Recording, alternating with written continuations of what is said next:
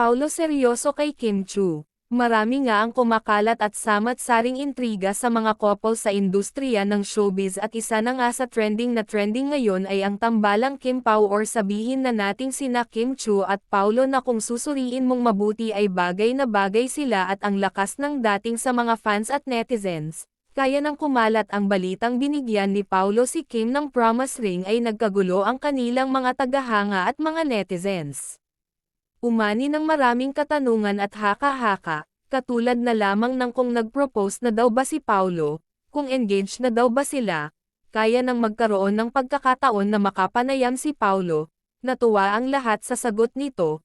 Aniya seryoso ako kay Kim ngunit wala pa kami plano magpakasal, soon siguro dugtong pa nito. Kapana-panabik talaga ang mga susunod pang kaganapan.